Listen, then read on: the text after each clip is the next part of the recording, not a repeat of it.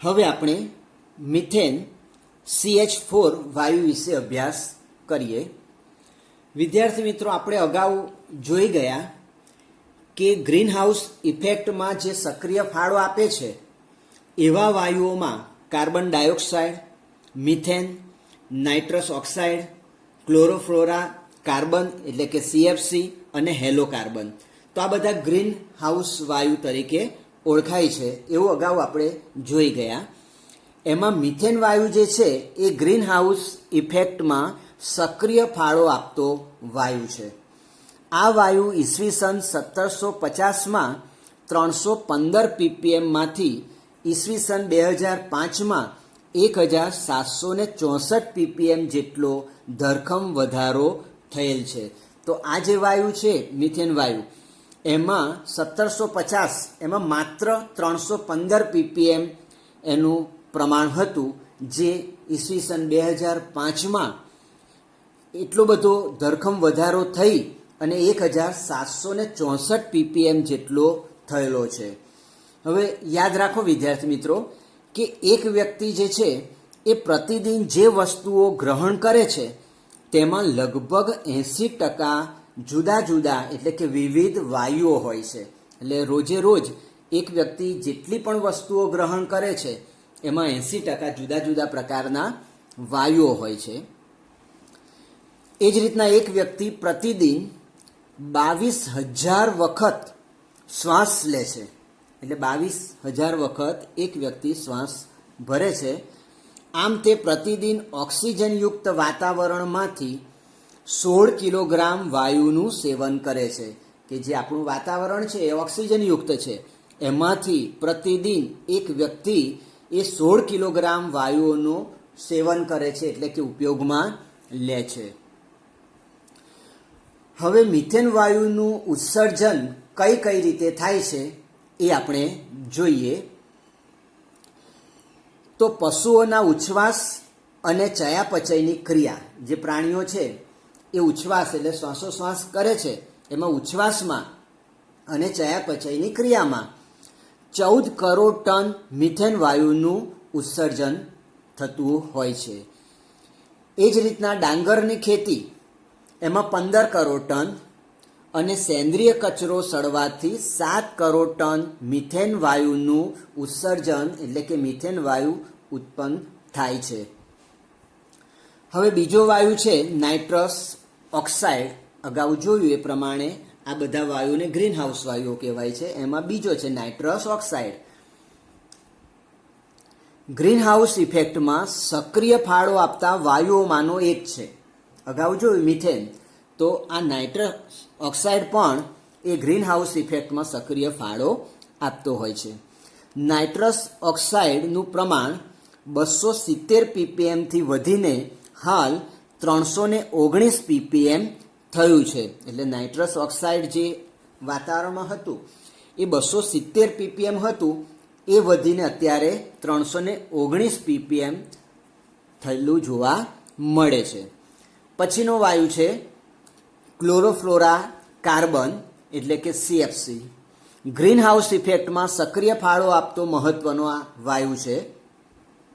Form, plastic, fridge, એસી, circuit સર્જન, એરોસેલ spray એટલે કે 1 માઇક્રોનથી 10 micron આકાર ધરાવતા સૂક્ષ્મ કણોને એરોસેલ કહે છે.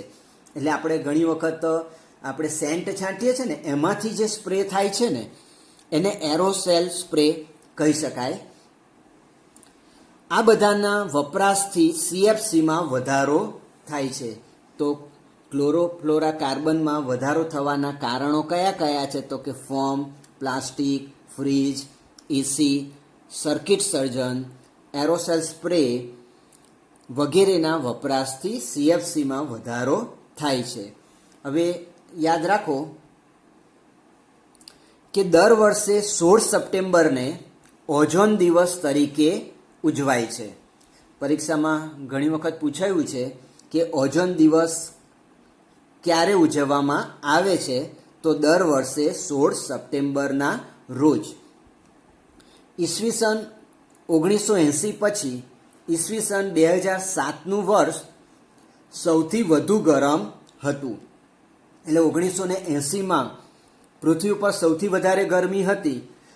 ત્યાર પછી ઈસવીસન 2007નું જે વર્ષ છે એ સૌથી વધુ ગરમીનું વર્ષ હતું.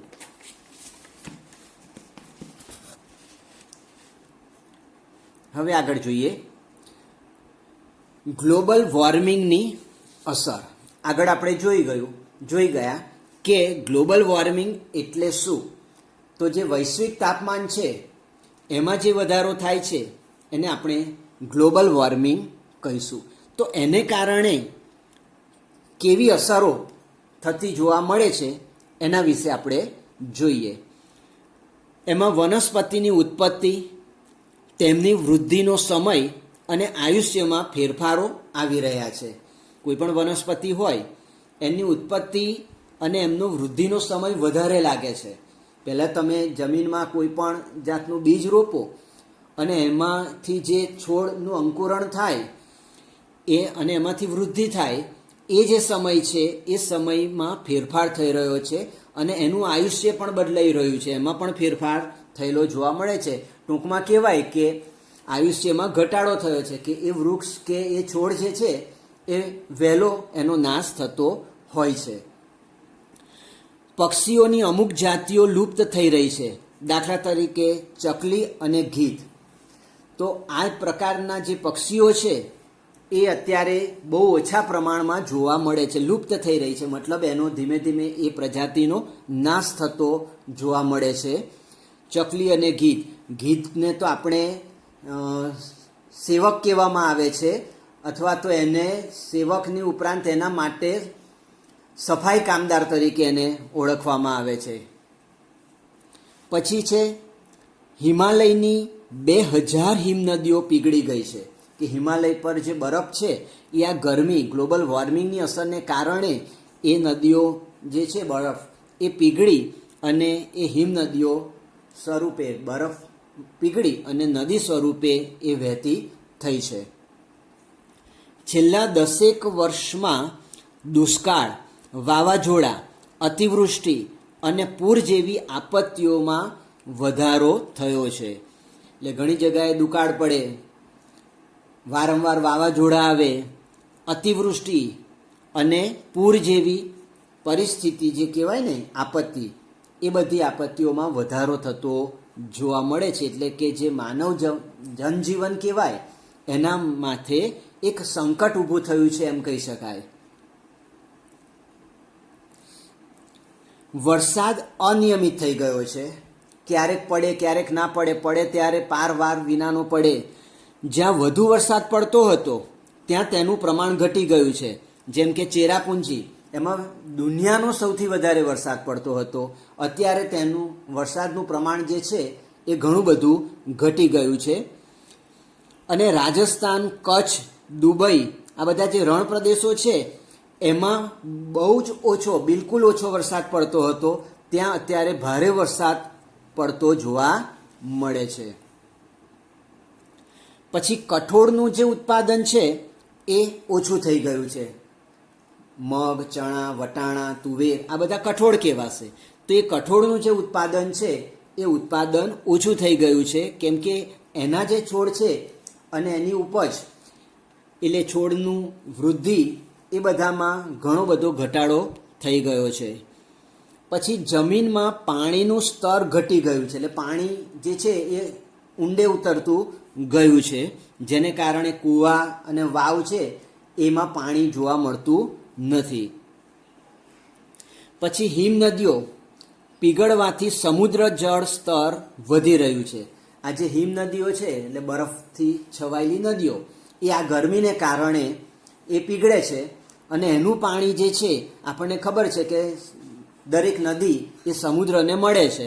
તો આ બધા નદીનું પાણી સમુદ્રમાં ભળવાને કારણે જે સમુદ્રનું જળ સ્તર હતું, એની સપાટી એ સતત વધી રહી છે. અને સમુદ્ર કાંઠાનું ધોવાણનું સ્તર વધી રહ્યું છે.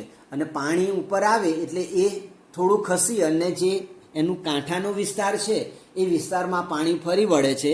એટલે આ સમુદ્ર કાંઠાના જે વિસ્તારો છે એનું ધોવાણ થતું જોવા મળે છે.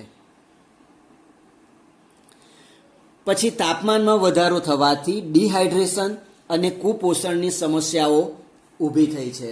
શરીરમાં પાણી ઘટી જાય, ચક્કર આવવા, આ બધા ડિહાઇડ્રેશનના લક્ષણ છે. તો તાપમાનમાં અતિશય આપણે ગરમી હોય ને તો આ ડિહાઇડ્રેશન થવાની શક્યતાઓ વધી જાય છે. પછી કુપોષણની જે સમસ્યાઓ છે, આપણને પૂરતું પોષણ ન મળે એ સમસ્યાઓ ઊભી થઈ છે. ઋતુચક્રમાં પરિવર્તનની શક્યતાઓ વધી છે. ઋતુચક્ર જે આપણા શિયાળો, ઉનાળો અને ચોમાસું, આ જે 3 મુખ્ય ઋતુઓ છે એમાં જે પરિવર્તનો જોવા મળે છે. શિયાળા અને ઉનાળામાં પણ વરસાદના માવઠા પડી શકે છે. એટલે કે શિયાળો હોય તો એમાં વરસાદ સામાન્ય રીતે ના પડે, પણ છતાં આપણે જોઈએ ને ઉત્તરાયણ પર અને ઘણી વખત આપણે વાદળો આવે છે, ઘણી જગ્યાએ વરસાદ પડતો જોવા મળે છે. તો આ બધું ઋતુચક્રમાં પરિવર્તન થવાનું કારણ આ ગ્લોબલ વોર્મિંગની અસર છે. ગુજરાતની દરિયાઈ સપાટી 25 સેન્ટીમીટર જેટલી વધતા જમીનની ખારાશમાં વધારો થઈ શકે છે. જે ગુજરાતની દરિયાઈ સપાટી છે એમાં 25 સેન્ટીમીટર જેટલો વધારો થયો છે. તો આ જે દરિયાનું પાણી છે તો આજુબાજુના વિસ્તારમાં એ પ્રસરે છે. તો આજુબાજુના વિસ્તારની જે જમીન છે એમાં ખારાશવાળી બની જાય છે, એટલે કે એની ફળદ્રુપતા છે એ ફળદ્રુપતાનો નાશ થતો જોવા મળે છે. પછી ખેત ઉત્પાદનમાં સતત ઘટાડો થઈ રહ્યો છે. તમે સારામાં સારો પાક, સારામાં સારું ખાતર વાવો, સારામાં સારું ખાતર નાખો, છતાં પણ જોઈએ તેવો સારો પાક મળતો નથી. એટલે ખેત ઉત્પાદનમાં ઘટાડો થઈ રહ્યો છે. પછી cholera, dengue, malaria, yellow fever એટલે કે કમળો, સ્વાઇન ફ્લૂ જેવા રોગોનું પ્રમાણ વધ્યું છે. અત્યારે હાલ જે કોરોના છે એને આની સાથે આપણે જોડી શકાય નહીં, કારણ કે જે કોરોના વાયરસ છે એ આ ગ્લોબલ વોર્મિંગની અસરથી પ્રસરેલો નથી. પછી માલદીવ, બાંગ્લાદેશ, ફિલિપાઇન્સના ટાપુઓ, વેસ્ટ ઇન્ડિઝના ટાપુઓ અને ઓસ્ટ્રેલિયા ખંડના કાંઠાના વિસ્તારો ડૂબી જશે. કેમ કે આગળ જોઈએ એ પ્રમાણે દરિયાની જે સપાટી છે એ સપાટી ઊંચી આવશે, એને કારણે જે વધારાનું પાણી છે કિનારા તરફ એ વહી જશે. એમ ધીમે ધીમે જે આ બધા ટાપુઓ છે, ટાપુ એટલે ચારે બાજુ પાણી હોય, વચ્ચે જમીનનો ભાગ હોય, તો ધીમે ધીમે આ બધા જે ટાપુઓ છે એના કાંઠાના જે વિસ્તારો છે બધા ડૂબી જવાની શક્યતાઓ રહેલી છે. પછી ગ્રીન પીસ સંસ્થા મુજબ ઈસવીસન 2100માં ગુજરાતમાં વસતા આશરે 55 લાખ લોકોને સ્થળાંતર કરવું પડશે.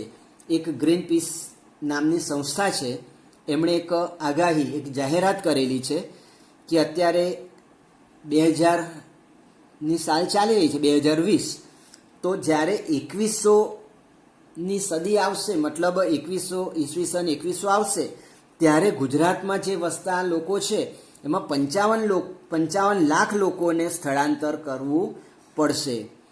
પછી તાપમાનમાં વધારાને લીધે ફૂલો ખુશ્બુ ગુમાવી રહ્યા છે. આપણે જોઈએ કે જુદા જુદા પ્રકારના ફૂલ છે એમાં અલગ અલગ પ્રકારની જે સુવાસ છે એ બધી સુવાસો ધીમે ધીમે ગુમાવી રહ્યા છે ફૂલો, મતલબ એમાંથી સુવાસ ઓછી થતી રહી છે. પછી મધપૂડા હવે નામશેષ થઈ રહ્યા છે. જે મધપૂડા જોયા ને આપણે કે એ મધ ભેગું કરે છે, તો આ જે મધપૂડા જે છે એ હવે નામશેષ થઈ રહ્યા છે. હવે વિદ્યાર્થી મિત્રો, પુસ્તકમાં એક ગ્રાફ આપેલો છે કે છેલ્લા 150 વર્ષમાં પૃથ્વી પર વધેલ સરેરાશ તાપમાન. તો વિદ્યાર્થી મિત્રો, તમે જોઈ શકો છો કે જે આ તાપમાનનો જે ગ્રાફ છે એ સતત વધતો ગયો છે છેલ્લા 150 વર્ષોમાં. બરાબર છે? તો એના ઉપરથી આપણને ખ્યાલ આવે કે અત્યારે સમગ્ર વિશ્વ એ આ ગ્લોબલ વોર્મિંગથી કેટલી અસર પામી રહ્યું છે. હવે આપણે આગળ જોઈએ. બિનપરંપરાગત ઉર્જાના સ્ત્રોતો જેવા કે સૌર ઉર્જા, પવન ઉર્જા, પવન સૌર ઉર્જા, ભરતી ઓટ ઉર્જા જેવા ઉર્જા સ્ત્રોતનો ઉપયોગ વધારવો જોઈએ. તો આ એક આપણા માટે એક ચેલેન્જ કહેવાશે ગ્લોબલ વોર્મિંગની સામે, કે આપણી જે બિનપરંપરાગત જે ઉર્જાના સ્ત્રોતો છે કે સૌર એટલે કે સૂર્ય ઉર્જા, પવનમાંથી પણ ઉર્જા પેદા થાય છે એટલે પવન ઉર્જા, પવન સૌર ઉર્જા એટલે પવન છે એમાંથી એ સૌર ઉર્જા મતલબ આપણે ઇલેક્ટ્રિસિટીમાં એમાં રૂપાંતર કરવામાં આવે છે. દરિયામાં જે ભરતી ઓટ આવે છે એમાંથી એના જે તરંગો ઉદ્ભવે છે મતલબ લહેરો બરાબર છે, એમાંથી પણ ઉર્જા પેદા કરી શકાય છે. તો આપણે હવે આ જે બિનપરંપરાગત જે ઉર્જાના સ્ત્રોતો છે એનો ઉપયોગ વધારવો જોઈશે. હવે ગ્લોબલ વોર્મિંગથી બચવાના ઉપાયો. આગળ જોયું કે ગ્લોબલ વોર્મિંગથી આપણને કયા કયા પ્રકારના સમસ્યાઓ, મુશ્કેલીઓ ઊભી થાય છે એટલે એની અસરો જોઈ. તો હવે ગ્લોબલ વોર્મિંગમાંથી બચવા માટે શું કરવું જોઈએ? તો પહેલાં કાર્બન ડાયોક્સાઇડ એટલે કે CO2નું ઉત્પાદન કરનારા સ્ત્રોતોનો ઉપયોગ ઘટાડવો જોઈએ, કે જે સાધનોથી કાર્બન ડાયોક્સાઇડનું પ્રમાણ વધે છે મતલબ એનું ઉત્સર્જન થાય છે એવા જે સ્ત્રોતો છે એ સ્ત્રોતોનો ઉપયોગ ઘટાડવો જોઈએ. વૃક્ષારોપણ કરવું, વૃક્ષોનું જતન, જંગલો ન કપાય તેનું ધ્યાન રાખવું જોઈએ. હવે જોઈએ કે આપણે વૃક્ષારોપણ કરીએ છીએ, હવે વૃક્ષારોપણ કરીને જ આપણું કામ પૂરું થતું નથી, કે ઘણી વખત આપણે વૃક્ષારોપણનો જે કાર્યક્રમ હોય ત્યાં ઘણા બધા વૃક્ષો મતલબ છોડ એનું એ છોડ રોપવામાં આવે છે પણ યોગ્ય જતન ન થવાને કારણે એમાંથી માંડ 2-5% જે છોડ છે એનો ઉછેર થતો જોવા મળે છે. તો આ વૃક્ષારોપણ કરીને આપણું કામ પૂર્ણ થતું નથી, એનું જતન કરવું જોઈએ. અને જે હયાત વૃક્ષો છે એ કપાય નહીં, એ વૃક્ષોનું જતન એ રીતના આપણે કરી શકીએ. જંગલો આજે કપાય છે, જંગલો ન કપાય એનું આપણે ધ્યાન રાખવું જોઈએ. પછી પોલિથીન બેગનો ઉપયોગ ટાળવો. હાલ સરકાર આ બાબતે કડક નિયમો બનાવ્યા છે કે પોલિથીન, જે આપણે એને સ્પષ્ટ ગુજરાતી ભાષામાં કહીએ ને ઝબલા, તો એ કાર્બન ડાયોક્સાઇડનું પ્રમાણ વધારવા માટે, કેમ કે એ જુઓ કે જમીનમાં પણ ભળતા નથી, તો એને કારણે પણ ગ્લોબલ વોર્મિંગની બહુ મોટી સમસ્યા ઊભી થઈ શકે તેમ છે. એટલે અત્યારે સરકારે આ જે પોલિથીનની બેગ છે એના ઉપર બેન લાવેલા છે, એના ઉપર પ્રતિબંધ લાવેલા છે અને એના કડક નિયમો પણ બનાવેલા જોવા મળે છે. ખાતર અને જંતુનાશક દવાઓનો વિવેકપૂર્ણ ઉપયોગ કરવો. હવે ખાતર છે એમાંય ખાસ કરીને રાસાયણિક ખાતર છે, જે પછી જંતુનાશક દવાઓ છે એનો ઉપયોગ બહુ વિચારીને એકદમ વિવેકપૂર્ણ કરવો જોઈએ. પછી સમુદ્રમાં લોહ કણોનો છંટકાવ કરવો, જેથી પ્લેન્કટન નામના તરલ જીવોનો વિકાસ થાય છે. કે સમુદ્ર છે એમાં લોહ કણનો છંટકાવ કરવાથી જે પ્લેન્કટન નામના જે તરલ જીવો છે એટલે કે એના સપાટી ઉપર તરતા જીવો જે છે એનો વિકાસ થાય છે, જે પ્રકાશ સંશ્લેષણની ક્રિયા માટે કાર્બન ડાયોક્સાઇડનો ઉપયોગ કરતા તેનું પ્રમાણ ઘટે છે. તો આ જે જીવો છે એ પોતાના શ્વાસમાં કાર્બન ડાયોક્સાઇડનો ઉપયોગ કરે છે. તો કાર્બન ડાયોક્સાઇડનો જેટલો પણ વધારે ઉપયોગ થશે એટલું વાતાવરણમાંથી કાર્બન ડાયોક્સાઇડનું પ્રમાણ ઘટશે. પછી લીલો પડવાશ અને છાણિયું ખાતર વાપરવું જોઈએ. આ બધા બિનપરંપરાગત બધું કહેવાશે, લીલો પડવાશ ને છાણિયું ખાતર, કે એનાથી કોઈ બીજું નુકસાન થવાનું નથી, તો એનું પ્રમાણ વધારવું જોઈએ. પશુઓના ખોરાકમાં બાયોટિક ઉમેરવા, જેથી પશુઓના જઠરમાં મિથેન પેદા કરતા બેક્ટેરિયા અંકુશમાં રહે. તો જે પશુઓને આપણે આહાર તરીકે ખોરાકમાં દાણ કે જે પણ કંઈ આપીએ છીએ એમાં બાયોટિક ઉમેરવા. બાયોટિક એટલે એક પ્રકારના સૂક્ષ્મ જીવો છે એ એમાં ઉમેરવા જોઈએ, કે જેથી એ પશુઓના જઠરમાં જઈ અને એમાં જે મિથેન વાયુ પેદા કરતા બેક્ટેરિયા છે એનો નાશ કરે છે, એને અંકુશમાં રાખે છે. પછી ઘરમાં ઉર્જાના સાધનો જેવા કે લાઇટ, એસી, ફ્રીજ, કમ્પ્યુટર, ટીવીનો ઉપયોગ વિવેકપૂર્ણ કરવો જોઈએ. આગળ આપણે જોઈ ગયા કે આ બધા જ જે છે એ એવા પ્રકારના વાયુઓનું ઉત્પાદન કરે કે જે હાનિકારક છે, ગ્લોબલ વોર્મિંગમાં એની ભૂમિકા છે. તો એવા વાયુઓનું પ્રમાણ ઘટે એટલા માટે આ બધા સાધનોનો આપણે જે ઘર વપરાશના સાધનો છે એનો વિવેકપૂર્ણ ઉપયોગ કરવો જોઈએ. મોટર, સ્કૂટર જેવા પરિવહનના સાધનોનો ઉપયોગ જરૂર પૂરતો જ કરવો જોઈએ. આજે આપણને થયું કે ચાલો આપણે ફરવા જઈએ અને તમે આમ તેમ ખોટા આંટા મારો મોટર છે કે સ્કૂટરથી, તો એમાં કાર્બન ડાયોક્સાઇડનું પ્રમાણ વાતાવરણમાં વધે છે. બરાબર છે. તો એના પણ આપણે જરૂર પૂરતો જ ઉપયોગ કરવો જોઈએ. પછી વસ્તી વૃદ્ધિને અટકાવવી જોઈએ, કેમ કે જેટલી માનવ સંખ્યા હશે એટલું ઉચ્છ્વાસમાં કાર્બન ડાયોક્સાઇડ વધારે બહાર આવશે.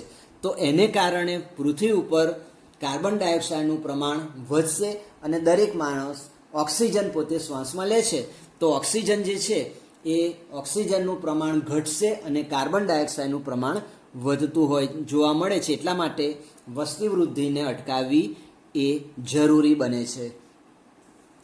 વીજળીની બચત કરવા કુદરતી હવા ઉજાસ ઉપલબ્ધ બને તેવી વ્યવસ્થા કરવી. આપણે ઘરની બાંધણી એ પ્રકારની કરવી જોઈએ કે જેથી કુદરતી હવા ઉજાસ ઘરમાં રહે. એને કારણે જો ઉજાસ હોય તો આપણે દિવસે લાઇટ ચાલુ કરવાની જરૂર પડે નહીં. તો એને કારણે વીજળીની બચત થાય છે. અને આગળ જોયું એ પ્રમાણે કે આપણે ટ્યુબલાઇટ ને પંખો ને બધું જે છે, ફ્રીજ ને એસી બધું, એ ઘણા બધા આ ગ્લોબલ વોર્મિંગને અસર કરતા વાયુઓનું ઉત્સર્જન કરે છે. તો એના માટે આપણે પહેલેથી જ એવી વ્યવસ્થા કરીએ કે ઘરની અંદર કુદરતી હવા ઉજાસ ઉપલબ્ધ બને.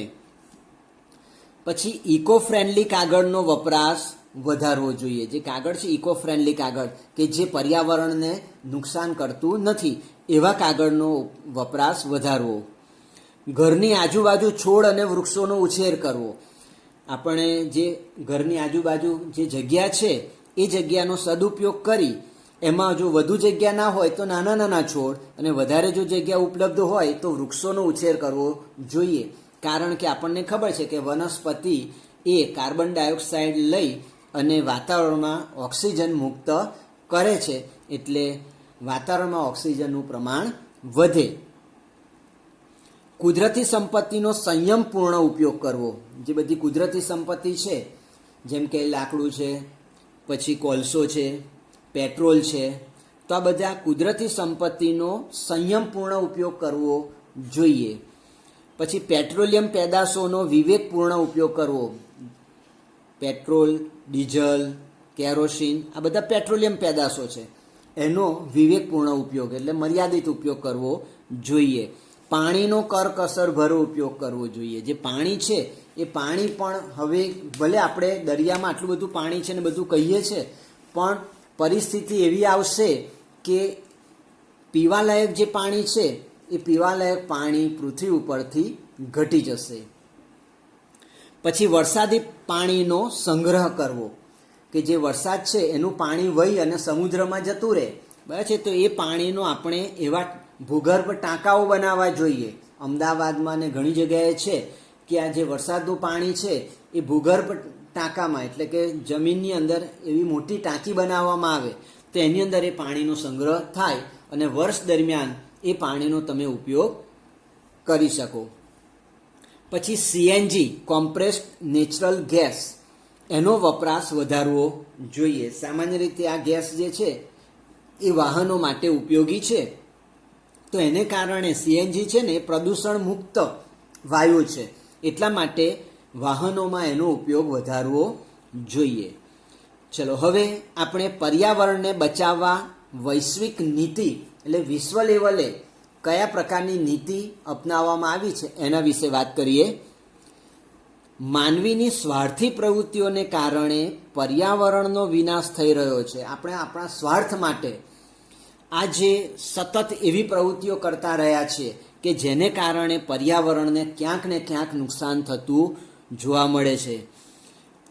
આ બાબત વિશ્વને સમજાઈ એટલે ઈસવીસન 1972માં સ્વીડનના પાટનગર સ્ટોકહોમ ખાતે પર્યાવરણ બચાવવા બેઠક મળી. એટલે એવું લાગ્યું કે વિશ્વમાં આ જે પર્યાવરણ છે એને મોટા પાયે નુકસાન થઈ રહ્યું છે, તો એને પર્યાવરણને બચાવવું જોઈએ. તો આવો વિચાર આવતા ઈસવીસન 1972માં સ્વીડનના પાટનગર સ્ટોકહોમ ખાતે પર્યાવરણ બચાવવા માટે સૌ પ્રથમ બેઠક મળી.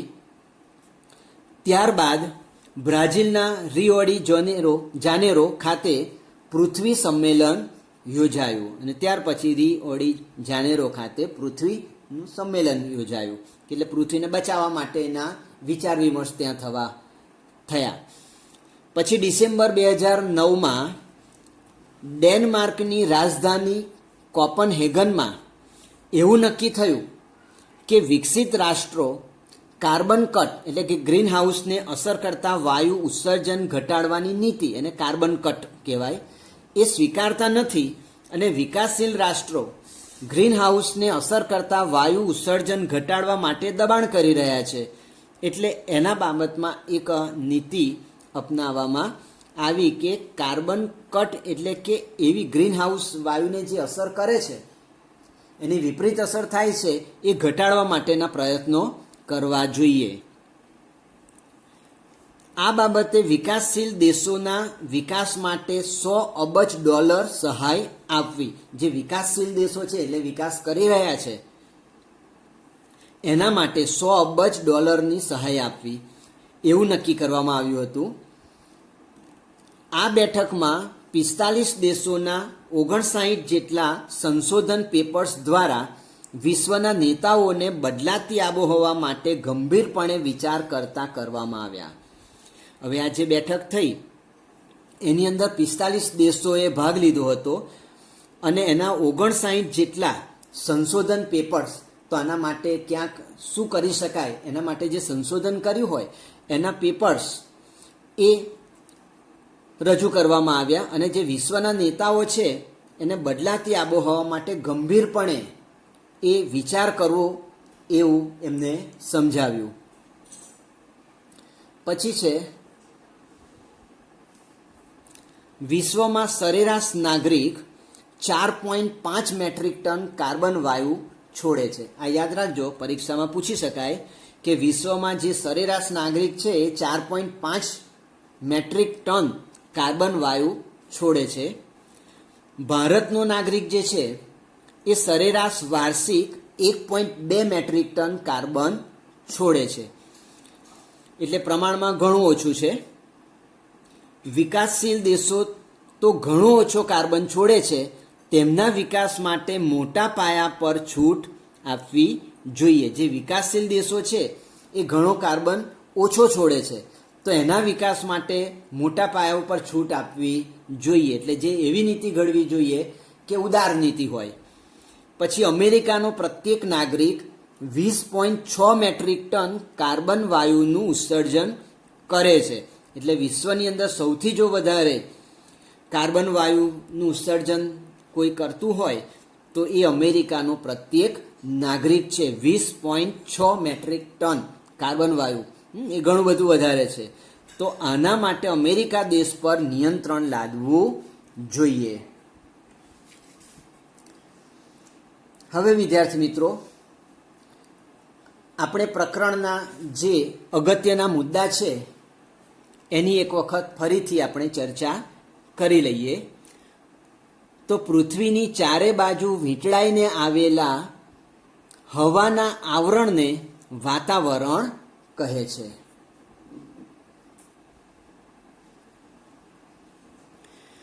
ઉદ્યોગો, કારખાના, પાવર સ્ટેશનો અને વાહનો દ્વારા વાતાવરણ દૂષિત થયું છે.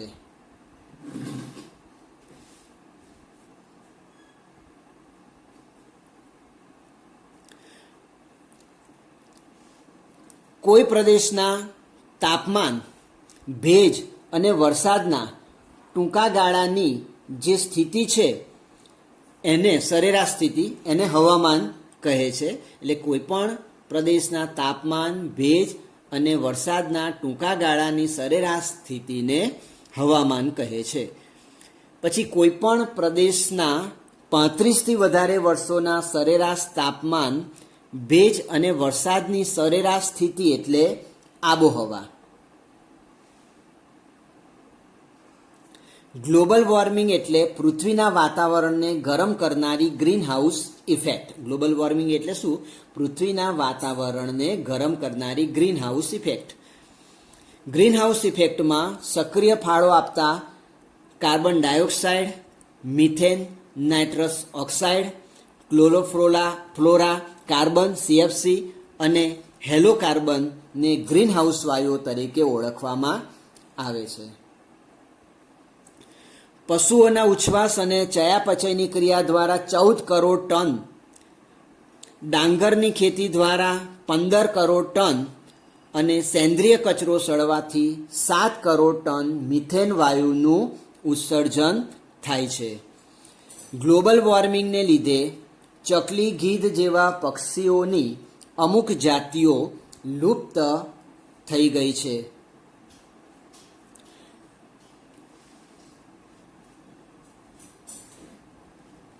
ગ્લોબલ વોર્મિંગની અસર ઘટાડવા સૌર ઉર્જા, પવન ઉર્જા, ભળતી ઓટ ઉર્જા જેવા બિનપરંપરાગત સ્ત્રોતોનો ઉપયોગ વધારવો જોઈએ. CNG વાયુ પ્રદૂષણ મુક્ત વાયુ છે, તેનો વપરાશ વધારવો જોઈએ. પર્યાવરણ બચાવવા ઈસવીસન 1972માં સ્વીડનના પાટનગર સ્ટોકહોમ ખાતે બેઠક મળી. ડિસેમ્બર 2009માં ડેનમાર્કની રાજધાની કોપનહેગનમાં મીટિંગ મળી. વિશ્વમાં સરેરાશ નાગરિક 4.5 મેટ્રિક ટન કાર્બન વાયુ છોડે છે. ભારતનો નાગરિક વાર્ષિક સરેરાશ 1.2 મેટ્રિક ટન કાર્બન વાયુ તથા અમેરિકા જેવા દેશનો પ્રત્યેક નાગરિક 20.6 મેટ્રિક ટન કાર્બન વાયુ છોડે છે, જે સૌથી વધુ છે અને તેના ઉપર નિયંત્રણ લાવવું જોઈએ.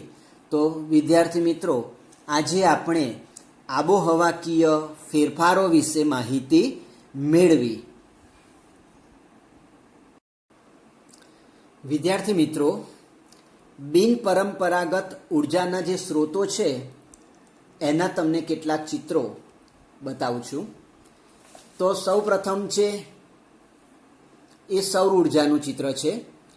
તો અગાસીમાં આ પ્રકારની પ્લેટો નાખવામાં આવે છે અને સૂર્યપ્રકાશ એના ઉપર પડતા એમાંથી વીજળી પેદા થાય છે. પછી આ છે પવન ઉર્જા, કે જે દરિયા કિનારાના જે વિસ્તારો છે અથવા તો મેદાની વિસ્તારો જ્યાં પવનનું પ્રમાણ વધારે હોય છે ત્યાં આવી મોટી મોટી પવનચક્કીઓ મૂકવામાં આવે છે, જેમાંથી પવનચક્કીના જે પાંખિયા છે એ ગોળ ગોળ ફરે, તેની સાથે ડાયનેમો જોડેલો હોય છે, એને કારણે એમાંથી પણ વિદ્યુત ઉત્પન્ન થાય છે. આ જે છે પવન સૌર ઉર્જાનું ચિત્ર છે, કે પવનને કારણે પણ આપણે એમાંથી વિદ્યુત ઉત્પન્ન કરી શકાય છે. અને આ ભરતી ઓટ ઉર્જા દરિયાની અંદર રાખવામાં આવે છે, કે જે ભરતીના જે મોજા છે, બરાબર છે, એ મોજાને કારણે એમાંથી પણ આપણે ઉર્જા પ્રાપ્ત કરી શકાય છે.